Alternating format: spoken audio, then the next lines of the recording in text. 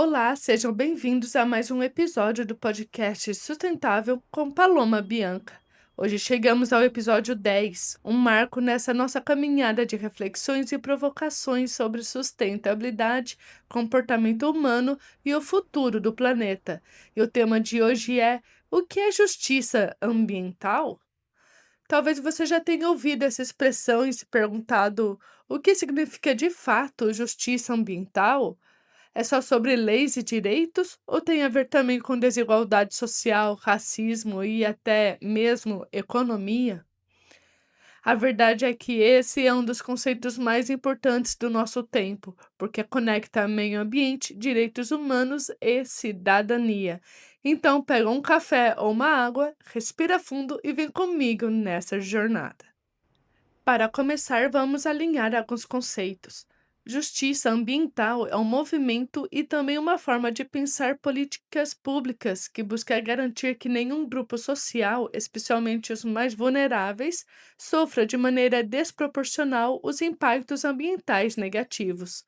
Ou seja, ela parte de um princípio básico: todos têm direito a um meio ambiente saudável e equilibrado. Mas na prática, o que acontece? Bem, comunidades pobres vivem mais perto de lixões, povos indígenas são pressionados por desmatamento e exploração de recursos, e ainda populações negras e periféricas sofrem mais com enchentes, falta de saneamento e poluição do ar. Percebe? A degradação ambiental não afeta todo mundo do mesmo jeito. E esse debate não nasceu ontem. Nos anos 80, nos Estados Unidos, comunidades negras começaram a denunciar que eram elas que recebiam aterros tóxicos, fábricas poluentes e rejeitos químicos. Daí surge o movimento de Environmental Justice, justiça ambiental. No Brasil, o termo começa a ganhar força nos anos 2000, quando se percebe que as maiores vítimas da degradação ambiental são as populações mais vulneráveis: ribeirinhos, quilombolas, indígenas e moradores de periferias urbanas. Vamos trazer isso para a vida real, porque a teoria sozinha não gera empatia.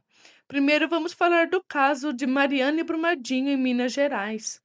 Os rompimentos de barragens afetaram comunidades inteiras que dependiam do rio para sobreviver. Quem mais sofreu foram os pequenos agricultores, pescadores e moradores locais, não os acionistas da mineradora. Os casos de queimadas na Amazônia, enquanto grandes empresas lucram, quem sente o impacto imediato são os povos indígenas, que perdem suas terras, suas casas, sua cultura. Também temos poluição do ar nas cidades. Sabe quem mais respira esse ar pesado? Geralmente a população periférica, que mora em áreas de maior tráfego de veículos e menos áreas verdes. E por último, temos a falta de saneamento básico. Mais da metade da população brasileira não tem acesso pleno a esgoto tratado. Isso gera doenças, mortes e um ciclo de pobreza que se repete. Todos esses exemplos mostram que o meio ambiente não é só uma questão verde. É uma questão de vida digna, saúde pública, justiça social e direitos humanos. Aqui vale uma pausa para reflexão. Por que é tão difícil falar de justiça ambiental sem resistência? A neurociência mostra que nosso cérebro tem uma tendência a focar no curto prazo, o que chamamos de viés da gratificação imediata.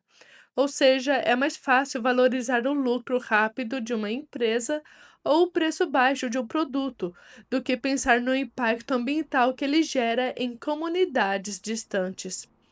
Isso explica porque governos e empresas muitas vezes resistem à mudança, porque o custo aparece agora, mas o benefício é coletivo e no futuro. É aí que entra o papel da consciência e da educação ambiental. Quebrar esse ciclo automático e estimular escolhas mais justas e empáticas. Do ponto de vista espiritual e filosófico, a justiça ambiental é uma extensão da nossa responsabilidade como seres humanos. No Espiritismo, por exemplo, fala-se em lei de causa e efeito. Tudo o que fazemos retorna para nós. Destruir ecossistemas e condenar comunidades inteiras à miséria é uma escolha que, cedo ou tarde, cobra seu preço coletivo. No estoicismo, existe a ideia de viver em harmonia com a natureza e aceitar que somos parte de algo maior. Na ética vegana, há a noção de que não devemos explorar seres sencientes, nem humanos, nem não humanos. Em todas essas visões, o fio condutor é o mesmo: não existe sustentabilidade sem justiça. E agora, como podemos avançar nesse tema?